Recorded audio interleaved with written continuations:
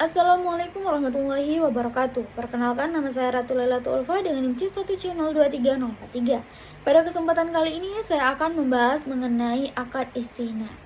Adapun pengertian akad istina ini adalah akad jual beli dalam bentuk pemesanan pembuatan barang tertentu dengan karakteristik dan persyaratan tertentu yang disepakati antara pemesan atau pembeli dengan penjual. Nah, dalam PSAK 104/8 dijelaskan, barang pesanan harus memenuhi kriteria. Yang pertama, memerlukan proses pembuatan setelah akad disepakati. Yang kedua, sesuai dengan spesifikasi pemesan, bukan produk massal. Dan yang ketiga, harus diketahui karakteristiknya secara umum yang meliputi jenis, spesifikasi teknis, kualitas, dan kuantitasnya. Nah, dalam istina paralel, penjual membuat akad istina yang kedua dengan subkontraktor untuk membantunya dalam memenuhi kewajiban akad istina yang pertama, yaitu antara penjual dan pemesan.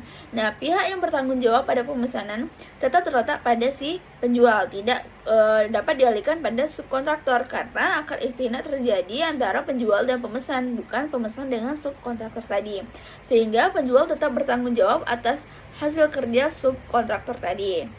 Nah, adapun perbedaan akad salam dengan istina.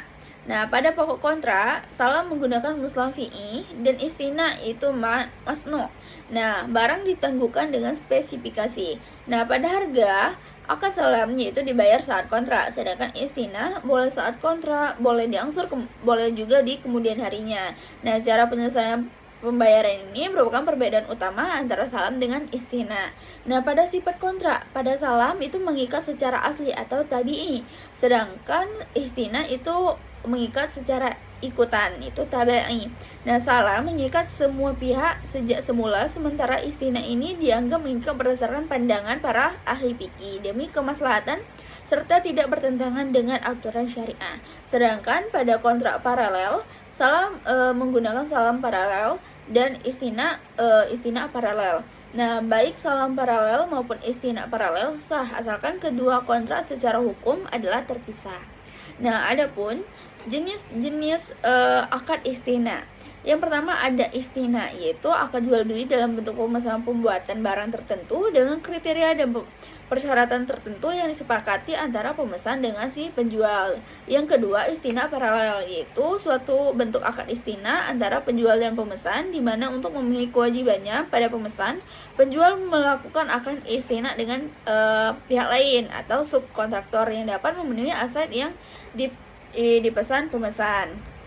Nah, adapun dasar syariah. Adapun sumber hukum akad istina, masyarakat tetap mempraktik istina secara luas dan terus-menerus tanpa ada keberatan sama sekali. Nah, hal demikianlah yang menjadikan istina sebagai kasus ijma atau konsensum umum. Istina sah sesuai dengan aturan umum mengenai kebolehan kontrak selama tidak bertentangan dengan nas atau aturan syariah. Segala sesuatu yang memiliki kemaslahatan atau manfaat bagi umum serta tidak dilarang oleh syariah itu boleh dilakukan. Tidak ada persoalan apakah hal tersebut telah dipraktikkan secara umum atau tidak. Nah, adapun rukun dan ketentuan akan istina. Nah, rukun istina itu ada 3, itu terdiri atas pelaku, terdiri atas pesanan, itu pembeli dan penjual, itu sebagai si pembuat tadi. Nah, yang kedua, objek akad berupa barang yang akan diserahkan dan modal istina yang berbentuk harga. Yang ketiga, adanya ijab kabul atau serah terima. Dan adapun ketentuan syariah akad istina, yang pertama pelaku harus cakap hukum dan balea. Yang kedua, objek akad. Nah, ketentuan tentang pembayaran itu ada alat bayar yang harus diketahui jumlah dan bentuknya, baik berupa uang, barang, atau manfaat. Yaitu yang kedua, harga yang ditetapkan dalam akad tidak boleh berubah dan pembayaran dilakukan sesuai kesepakatan, serta pembayaran tidak boleh berupa pembebasan utang. Nah, adapun ketentuan tentang barang, yaitu barang pemesanan harus jelas spesifikasinya, itu jenis, ukuran, mutu, sehingga tidak ada lagi perselisihan. Barang pesanan diserahkan di kemudian waktu dan penyerahan barang harus ditetapkan berdasarkan kesepakatan. Barang pesanan yang belum diterima tidak boleh dijual, tidak boleh menukar barang kecuali dengan barang sejenis sesuai kesepakatan. Nah, dalam hal jika terdapat cacat atau barang tidak sesuai dengan kesepakatan, pemesan memiliki hak memilih untuk melanjutkan atau membatalkan akad. Dan dalam hal pemesanan sudah dikerjakan sesuai dengan kesepakatan, hukum mengikat tidak boleh dibatalkan sehingga penjual tidak dirugikan karena ia telah menjalankan kewajiban sesuai kesepakatan. Dan yang terakhir ada ijab qabul. Nah, ijab qabul ini di mana pernyataan dan ekspresi saling ridho antara pihak-pihak pelaku akad yang dilakukan secara verbal tertulis melalui konsendensi atau menggunakan cara-cara komunikasi modern. Nah, berakhirnya akad istina. Nah, kontrak istina ini bisa berakhir berdasarkan kondisi-kondisi seperti dipenuhinya kewajiban secara normal oleh kedua belah pihak, persetujuan bersama kedua belah pihak untuk menghentikan kontrak, serta membatalkan hukum kontrak. Nah, hal ini dilakukan jika muncul sebab yang masuk akal untuk mencegah dilaksanakannya kontrak atau penyelesaiannya, dan masing-masing pihak bisa menuntut pembatalannya. Nah, adapun perlakuan akuntansi PSAK 104. Nah, akuntansi untuk penjual, pengakuan untuk setiap aset tergantung dari akadnya. Jika proposal, negosiasi dan biaya serta pendapatan aset dapat diidentifikasi secara terpisah, maka akan dianggap akad terpisah. Jika tidak, maka akan dianggap satu akad. Jika ada pemesanan tambahan dan nilainya signifikan atau dinegosiasikan terpisah, maka dianggap akad terpisah. Nah, contohnya ada. Yang pertama, beban pro akad dilakukan sebagai beban tangguhan dan diperhitungkan sebagai biaya istina jika akad disepakati. Yang kedua, biaya perolehan istina terdiri atas biaya langsung, biaya tidak langsung khusus untuk istina paralel. Nah, yang ketiga, pengakuan pendapatan dapat diakui dengan dua metode, yaitu metode akad selesai dan metode persentase penyelesaian. Yang keempat, dalam metode akad selesai tidak ada pengakuan pendapatan, harga pokok dan keuntungan sampai pekerjaan telah dilakukan. Yang kelima, dalam metode persentase penyelesaian, pengakuan pendapatan diukur sebesar bagian nilai akad yang sebanding dengan pekerjaan yang telah diselesaikan. Yang keenam, dalam metode persentase penyelesaian, bagian margin keuntungan istina yang diakui selama periode pelaporan ditambahkan pada aset istina dalam penyelesaian. Yang kedelapan, jika besar kemungkinan bahwa total biaya perolehan istina akan melebihi pendapatan istina, maka taksiran kerugian harus segera diakui. Yang kesembilan, pada saat penagihan, baik metode persentase penyelesaian maupun akad selesai akan menggunakan akun termin istina. Akun tersebut akan disajikan sebagai akun pengurang dari akun aset istina dalam penyelesaian. Yang ke-10, pada saat penagihan penerimaan tagihan. Yang ke-11, penyajian, yaitu ada piutang istina, itu berasal dari transaksi istina sebesar jumlah yang belum dilunasi oleh pembeli akhir. Yang kedua, termin istina, itu berasal dari transaksi istina sebesar jumlah tagihan termin penjual kepada pembeli akhir.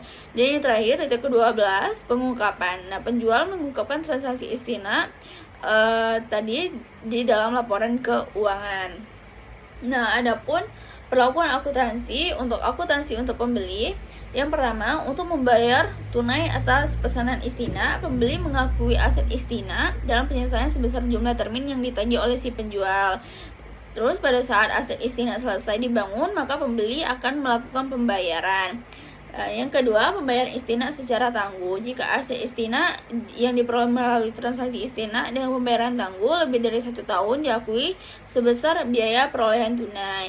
Nah, beban istina tangguhan diamortisasi secara proporsional sesuai dengan proporsi kepelunasan utang istina pada saat pembayaran utang. Yang ketiga, jika pembeli menolak menerima barang pesanan karena tidak sesuai dengan spesifikasi dan belum memperoleh kembali seluruh jumlah uang yang telah dibayarkan kepada penjual, maka jumlah yang belum diperoleh kembali diakui sebagai piutang jatuh tempo kepada penjual, dan jika diperlukan dibentuk penyisihan kerugian piutang.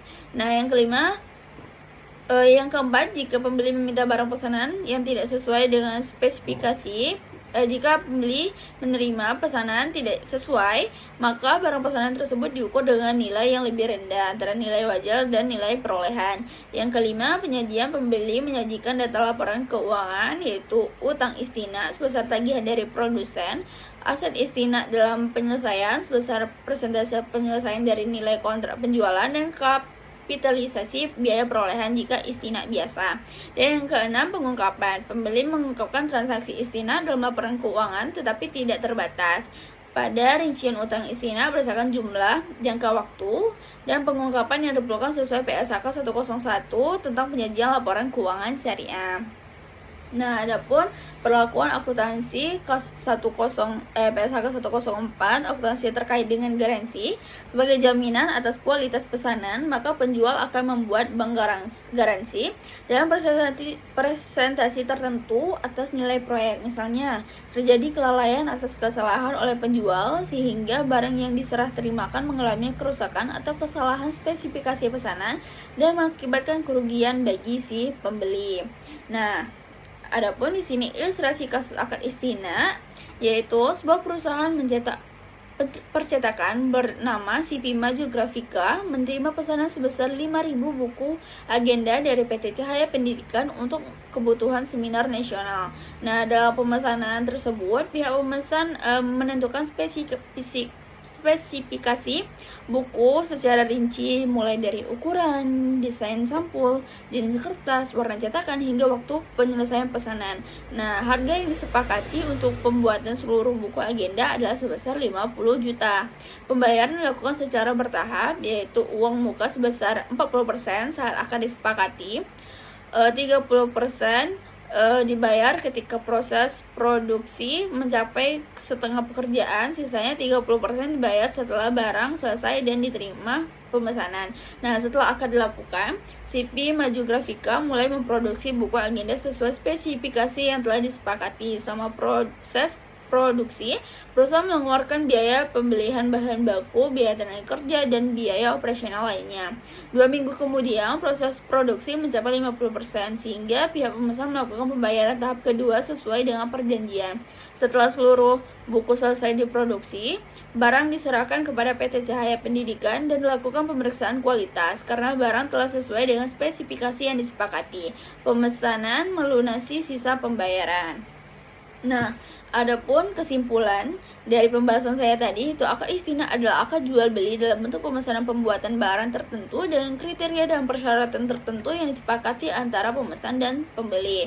Nah, istina ini dapat berbentuk istina dan istina paralel. Walaupun istina adalah akad jual beli, akad ini memiliki perbedaan dengan salam maupun murabahah, di mana dalam akad istina barang yang dijual belum tersedia sehingga perlu dibuat terlebih dahulu, sementara pembayarannya dapat dilakukan secara tunai tangguh. Untuk pengakuan pendapatan istina dapat dilakukan melalui metode akad selesai dan metode persentase penyelesaian. Nah, sekian dari saya akhiri. Wassalamualaikum warahmatullahi wabarakatuh.